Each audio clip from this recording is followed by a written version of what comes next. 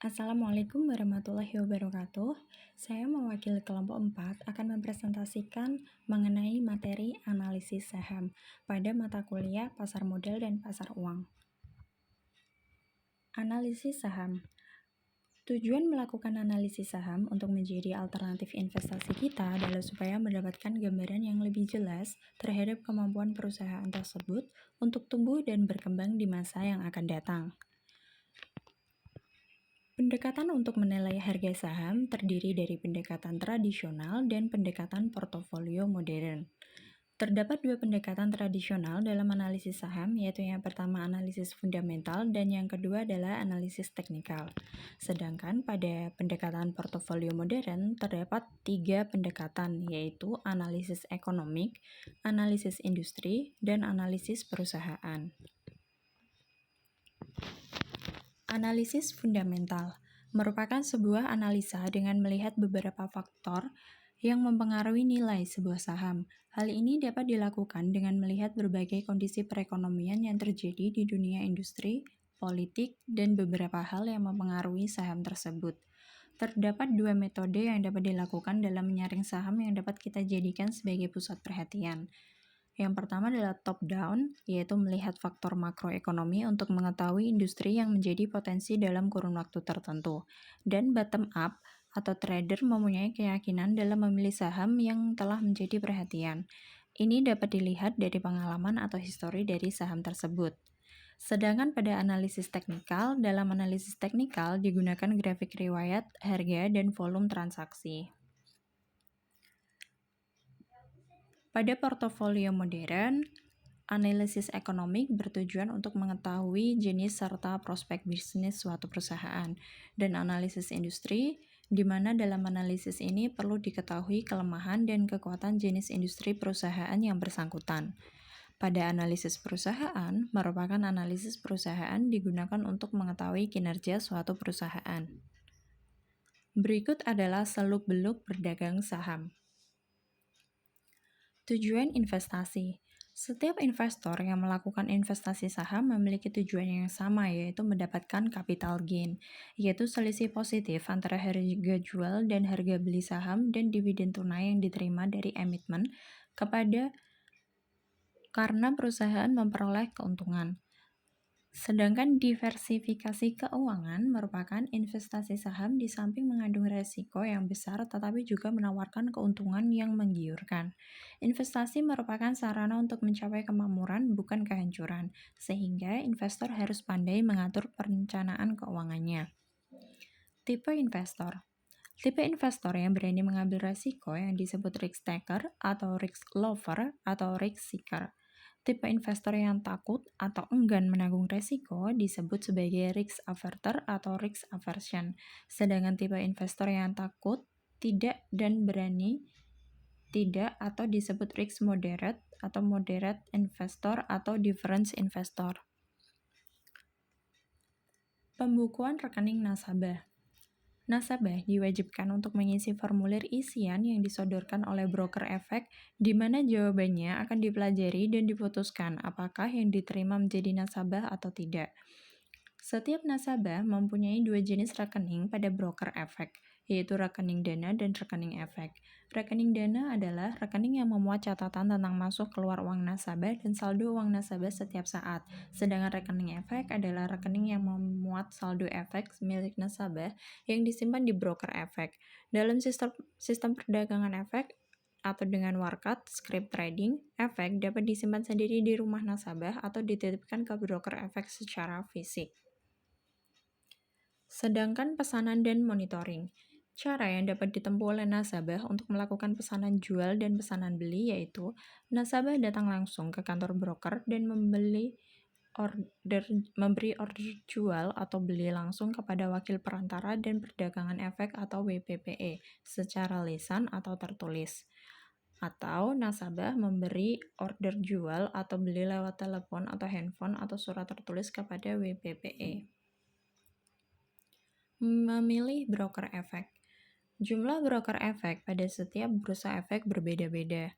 Investor harus memilih sendiri broker efek sesuai dengan yang diinginkan, yaitu broker efek yang jujur, dan yang dapat memberikan pelayanan berikut. Yang pertama adalah informasi perdagangan efek, pelayanan informasi mikro dan makro, pelayanan margin trading, produk perdagangan bervariasi, biaya transaksi, dan pelayanan khusus.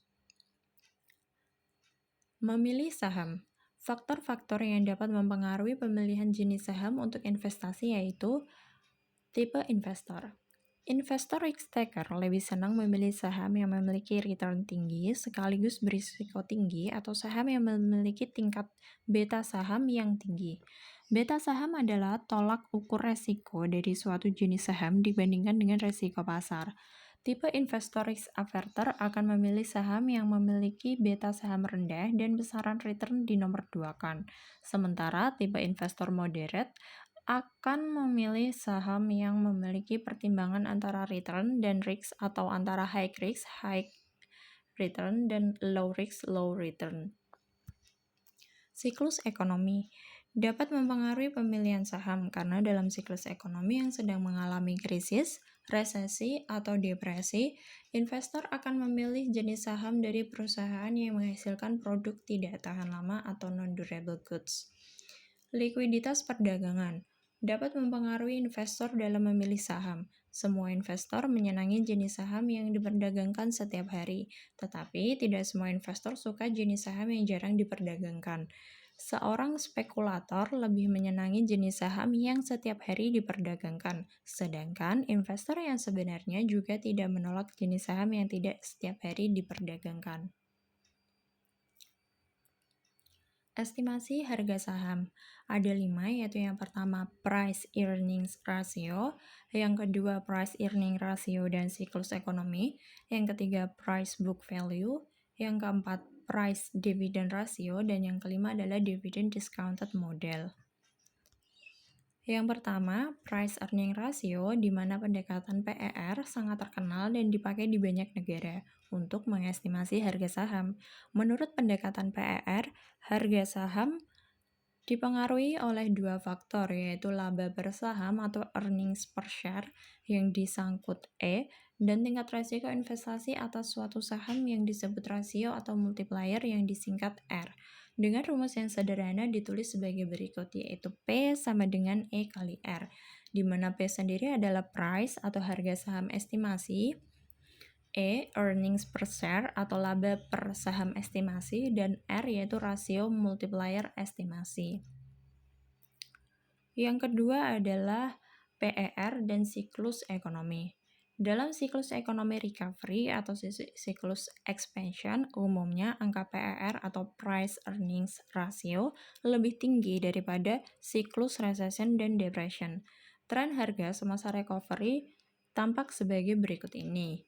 Terlihat pada grafik menanjak dan terdapat gelombang harga pada tren naik, menunjukkan harga saham akan meningkat terus dalam jangka panjang, tetapi selama masa tersebut ada penurunan harga yang sifatnya sementara karena sebagian investor melakukan profit taking.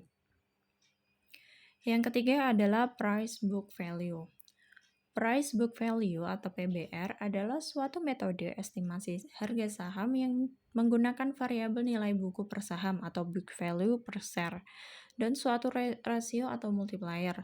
Rumus yang akan digunakan adalah sebagai berikut, yaitu P sama dengan B dikali R, di mana P adalah harga estimasi saham yang dihitung atau estimated price, B yaitu nilai buku per saham atau book value per share, dan R adalah rasio atau multiplier. Pada dasarnya, membeli saham berarti membeli prospek perusahaan. Dalam metode ini, prospek dinilai dari sudut pandang nilai buku perusahaan atau book value dan tingkat rasio investasi yang dikehendaki. Nilai buku per saham dapat dihitung dengan rumus B sama dengan ekuitas per jumlah saham. Yang keempat adalah price dividend ratio atau PDR, di mana price dividend ratio adalah metode estimasi harga yang didasarkan pada variabel dividen tunai dan tingkat resiko. Rumus yang digunakan adalah P sama dengan D kali R. P adalah price atau harga saham estimasi, D dividen tunai, R rasio multiplier estimasi. Pendekatan PDR jarang sekali digunakan dalam praktik karena dividen tunai tidak selalu berarti perusahaan mendapatkan laba. Dividen tunai dapat dibagikan walaupun perusahaan sedang mengalami kerugian karena dapat diambilkan dari sisa laba tahun-tahun sebelumnya. Oleh karena itu, pendekatan PDR dapat menyesatkan. Yang terakhir adalah Dividend Discounted Model. Merupakan model perhitungan harga saham yang dilakukan dengan cara menilai tunai semua cash flow yang akan diterima di masa datang. Cash flow di sini adalah dividen tunai yang akan diterima setiap tahun dan harga saham terakhir pada saat akan dijual atau terminal value. Misalkan, seorang investor berencana melakukan investasi saham selama 1 tahun. Di sini rumus present value-nya adalah V0 sama dengan D1 ditambah P1 dibagi 1 ditambah K. Apabila rencana investasi adalah selama 2 tahun, maka rumusnya adalah V0 sama dengan D1 per 1 ditambah K ditambah D2 per dalam tanda kurung 1 ditambah K kuadrat ditambah P2 per 1 ditambah K kuadrat. Baik, tadi adalah materi yang telah kami sampaikan. Terima kasih atas waktu dan partisipasinya. Mohon maaf apabila terdapat salah kata. Wassalamualaikum warahmatullahi wabarakatuh.